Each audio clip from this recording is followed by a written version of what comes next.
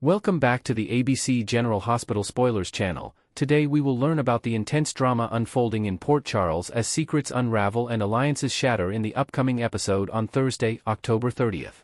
In the heart of the bustling Metro Court, Portia Robinson and her close confidant Ava Jerome share a tense yet intimate conversation that hints at deeper troubles brewing beneath the surface.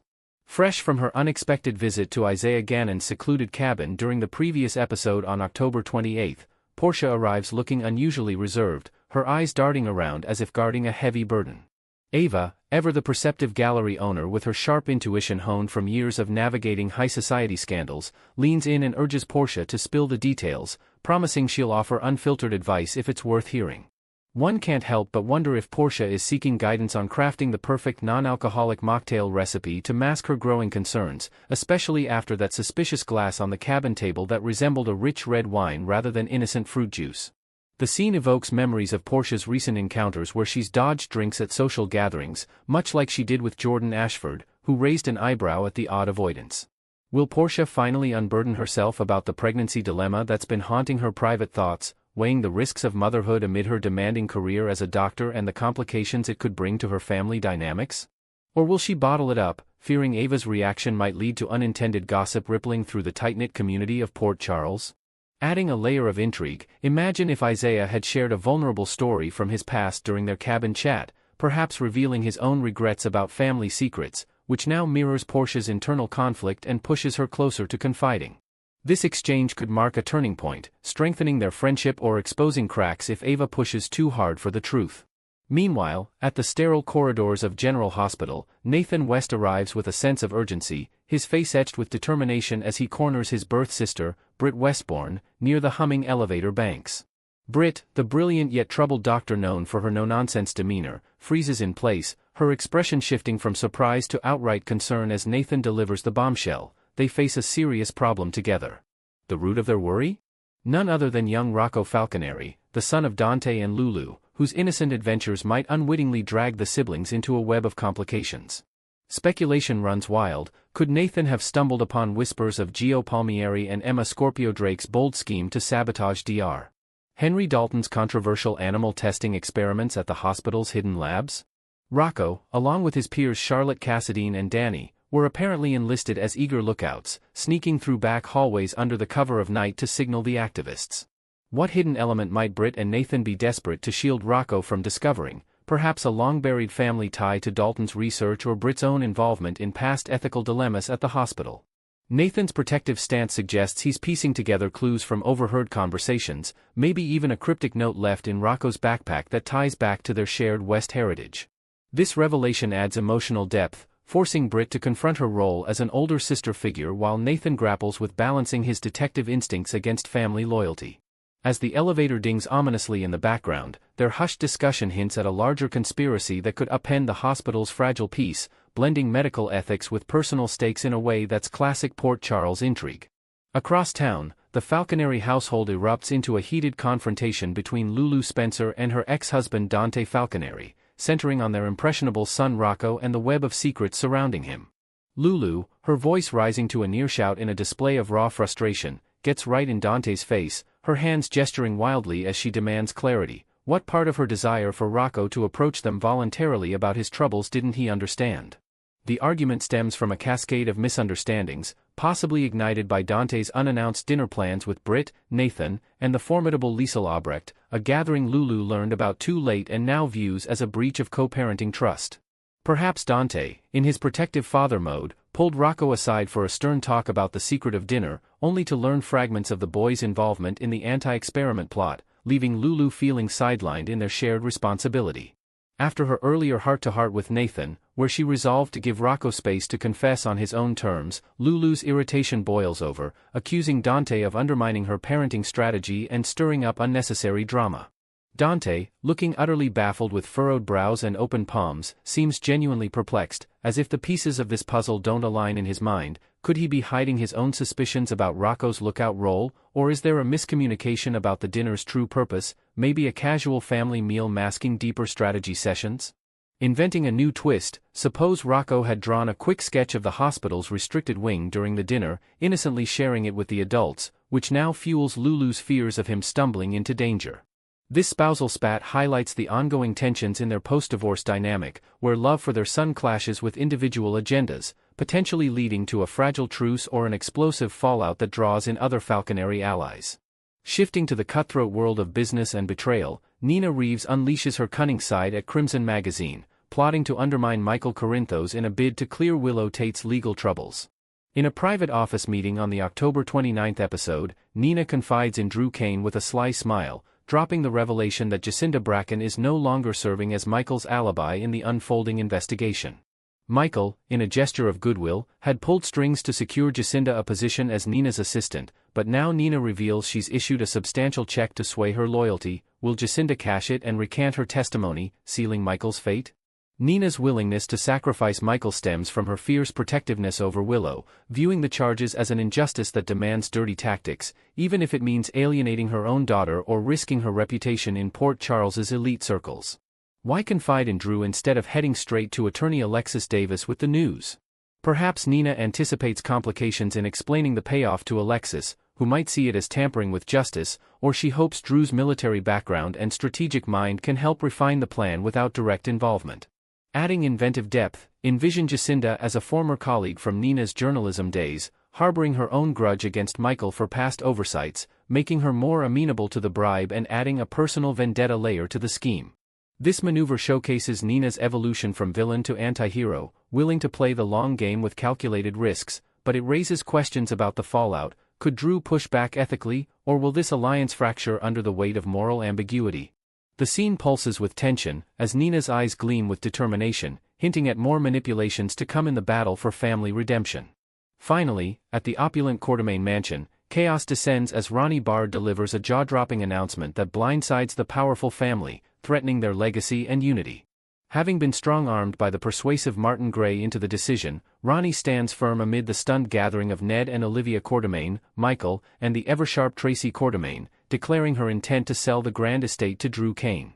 Tracy's immediate retort, "Over my dead body," echoes through the lavish rooms, her face a mask of fury as she protects the property that once belonged to Ronnie's late sister, a symbol of Quartermaine resilience and history.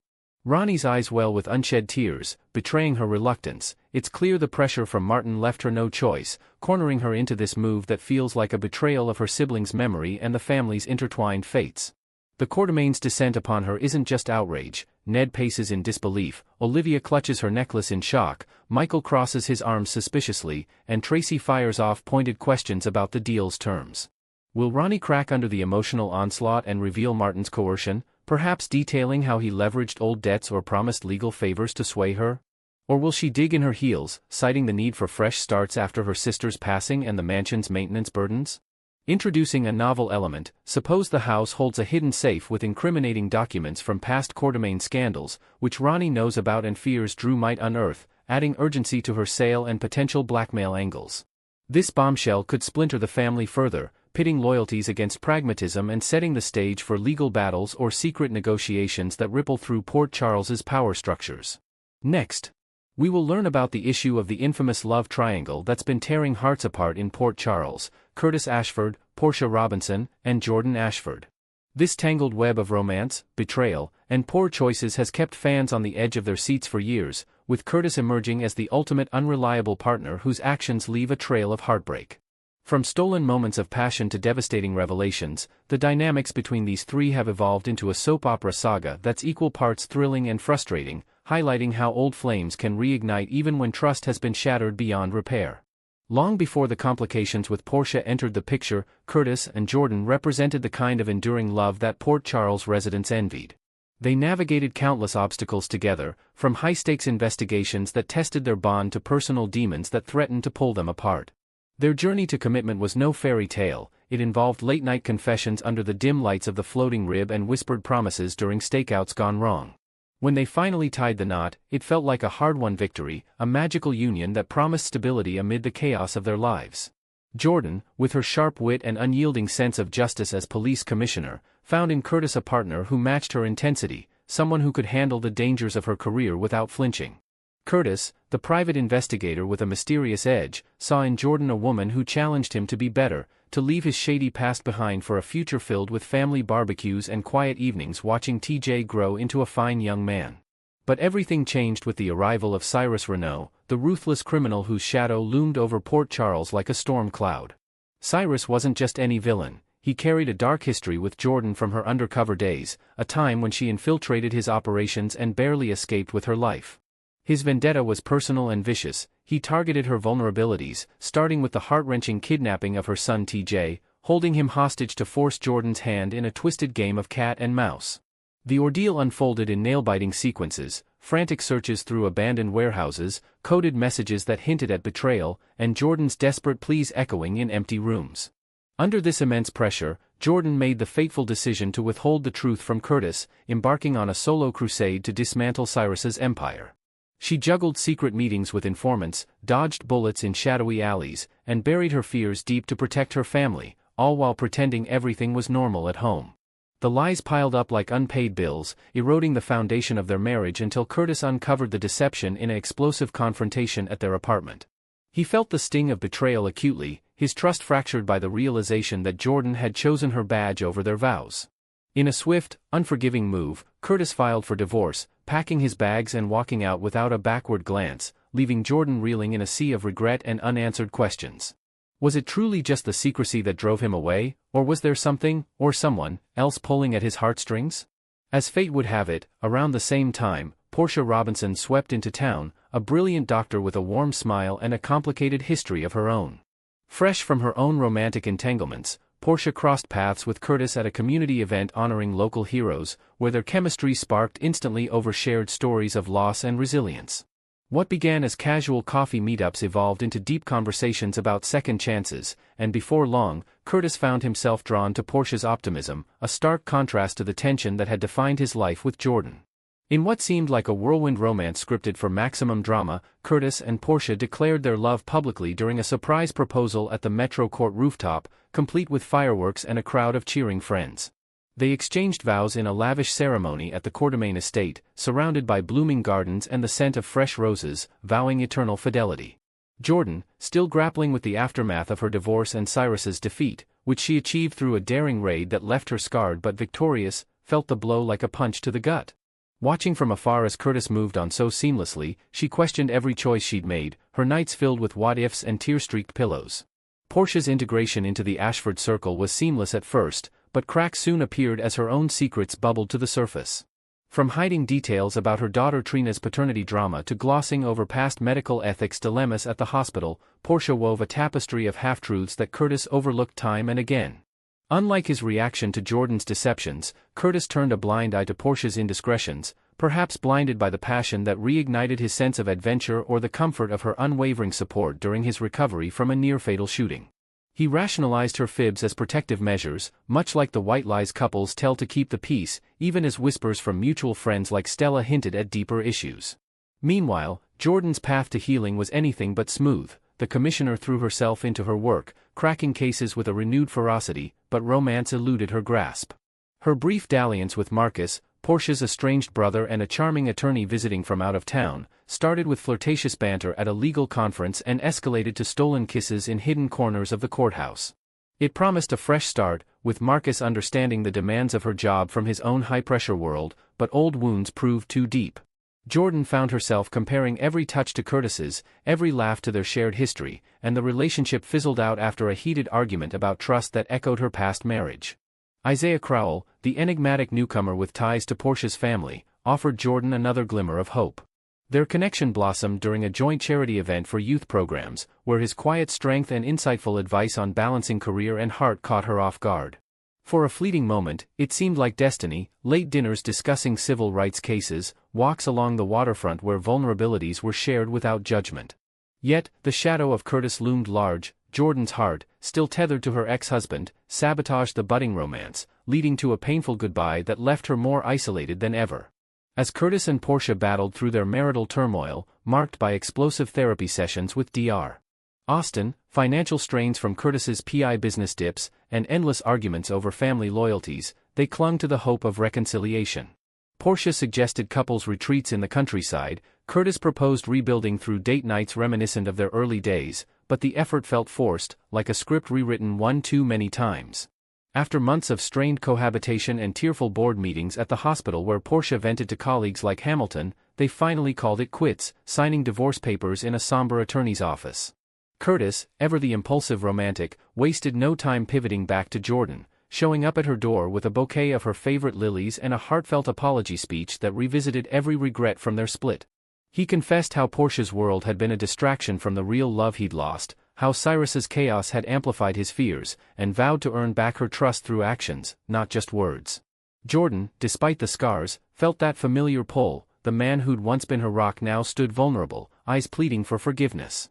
Her heart raced as she let him in, their reunion kiss igniting sparks that promised a second chance, complete with plans for quiet weekends away and joint family gatherings with TJ's blessing.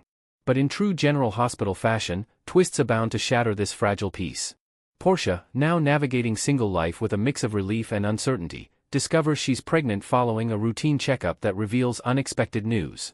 The timing is murky. Her recent affair with Isaiah, sparked during a vulnerable moment at a medical conference in New York where they bonded over shared losses, complicates everything. Stolen hotel nights and whispered secrets had filled a void left by Curtis's emotional distance, but Portia kept it hidden, fearing the fallout. When she shares the pregnancy with Curtis over a tense lunch at Kelly's, he beams with joy, immediately assuming paternity and envisioning a blended family future, naming the baby after a lost loved one, preparing a nursery in his revamped home. Portia doesn't correct him, her silence a ticking bomb as guilt wars with self-preservation.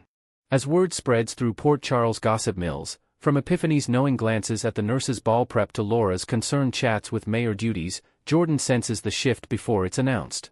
Curtis's divided attentions lead to late-night calls from Portia about prenatal worries and hospital visits that pull him away from their rekindled romance. The inevitable confrontation looms, a stormy night at the docks where truths erupt, Curtis torn between duty to an unborn child and loyalty to Jordan. Will he abandon Jordan once more, rushing back to Portia's side amid ultrasound appointments and baby showers organized by the ever-supportive Robinson family? Or could this be the catalyst for Jordan to finally break free, exploring new horizons perhaps with a steadfast ally like Dante or even rekindling with Isaiah?